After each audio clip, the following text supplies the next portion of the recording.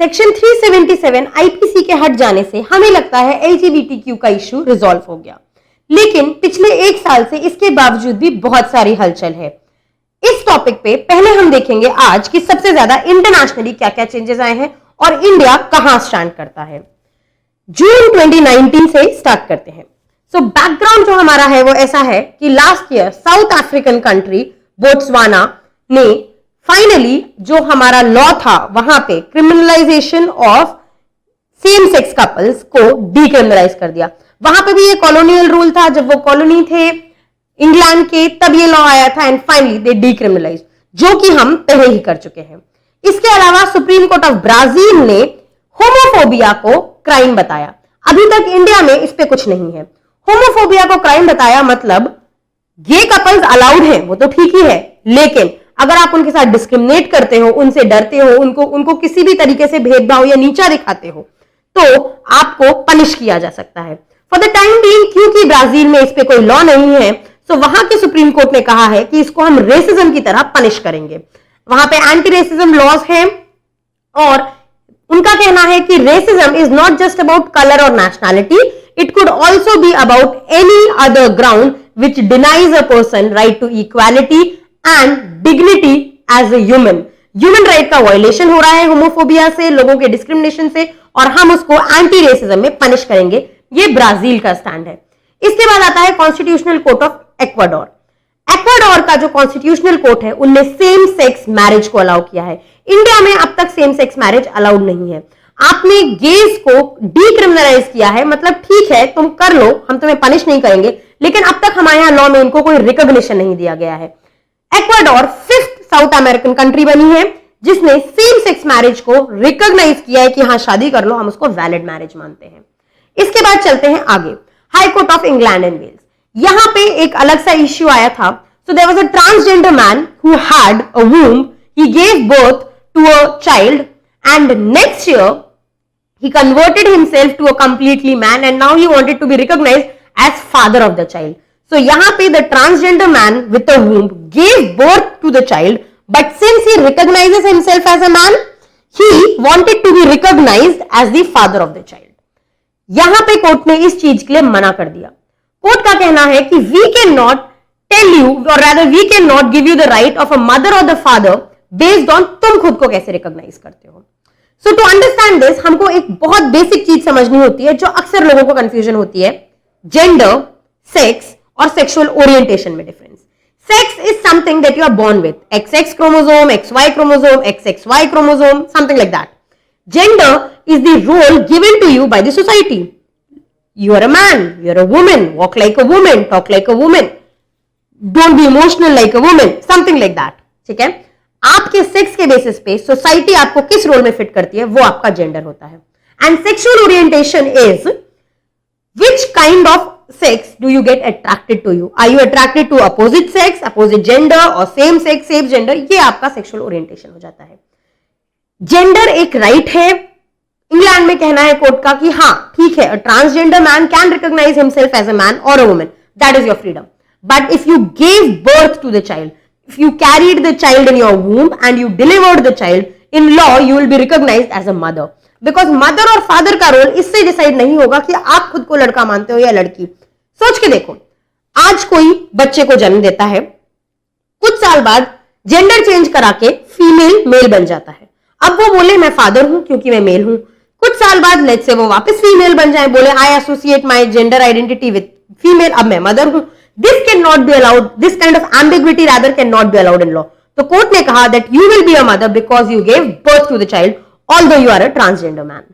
इसके बाद आते हैं यूएस सुप्रीम कोर्ट। अभी रिसेंटली लास्ट आई थिंक मई जून में ही सुप्रीम कोर्ट के यूएस के सुप्रीम कोर्ट ने कहा है that people, employees cannot be removed from their jobs just because they are transgender or because of their sexual orientation, gays, lesbians, anyone. इस ground पे job से आप उनको नहीं निकाल सकते, ये वैलिड नहीं है।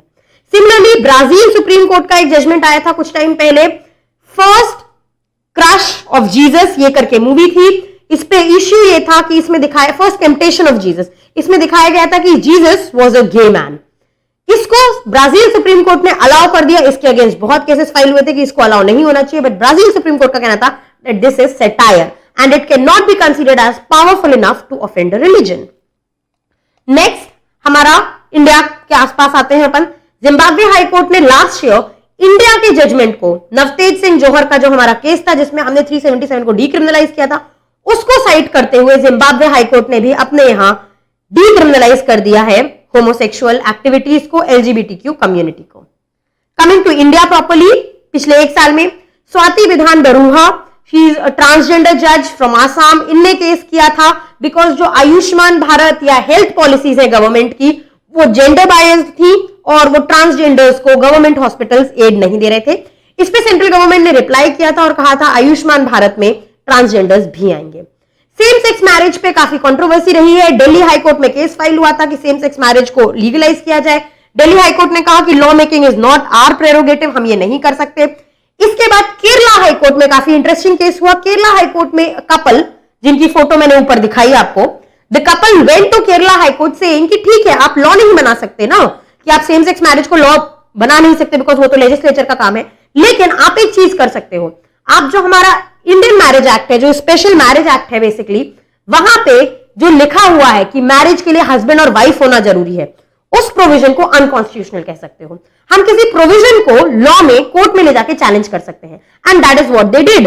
दे सेड दैट जो सेक्युलर लॉ है मैरिज का, हिंदू लॉ मुस्लिम लॉ नहीं, जो सेक्युलर लॉ है मैरिज का, उसको ये ऐसे फ्रेम होना चाहिए कि हस्बैंड या वाइफ ना लिख के आपको टू अडल्ट कंसेंशुअल ऐसा लिखना चाहिए। इस पे केरला हाईकोर्ट में ये चैलेंज हुआ और that was the first marriage जो इंडिया में कंडक्ट हुई अमंग टू गे पीपल। इसके बाद रिसेंटली अभी जून में उत्तराखंड हाईकोर्ट का एक जजमेंट आया विच सेज दैट 377 डीक्रिमिनलाइज होने के बाद हमारे यहां सेम सेक्स कपल्स को रिलेशंस रखना अलाउड है। ऑल्दो नेशनल लेवल पे अभी तक सेम सेक्स मैरिज अलाउड नहीं है, बट यहां पे सवाल यह है कि क्या वो लिव इन रिलेशनशिप में साथ रह सकते हैं। उत्तराखंड हाईकोर्ट ने कहा कि हां, भले सेम सेक्स मैरिज अलाउड नहीं है, but they can cohabit together consensually when they are adults and no one can stop them for that. It is not illegal, it is not unconstitutional, it cannot be said as violative of anything. So basically international scenario से अगर हम देखें, so the points that we still have to answer is क्या homophobia criminalized basically अलग से एक offence होना चाहिए, क्या सेम सेक्स मैरिज इंडिया में अलाउ होनी चाहिए, क्योंकि इस पे अभी तक हमारे पार्लियामेंट ने कमेंट नहीं किया है।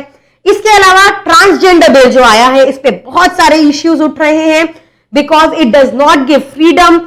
ट्रांसजेंडर्स को फैमिली के साथ रहना जरूरी है। What if their family abandon them as a child, can they get certificate? ये बहुत सारे अनआंसर्ड इश्यूज हैं। सरोगेसी बिल में ट्रांसजेंडर्स के बारे में कुछ कमेंट नहीं किया है। Gay same sex couples surrogacy के लिए जा सकते हैं कि नहीं, इस पे कमेंट नहीं हुआ है। So there are a lot of controversies because हमारी पार्लियामेंट चुपचाप सुप्रीम कोर्ट और कोर्ट्स को इस टॉपिक पे जजमेंट पास करके सबको चलाव करने देती है, लेकिन अभी तक डायरेक्टली सेम सेक्स इश्यूज को एड्रेस करके पार्लियामेंट कुछ नहीं कहती।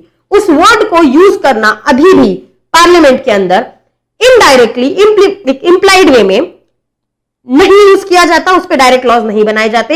इनडायरेक्टली सरोगेसी प्रोविजन में मैरिड वर्ड यूज करके आप उनको प्रोहिबिट कर देते हैं।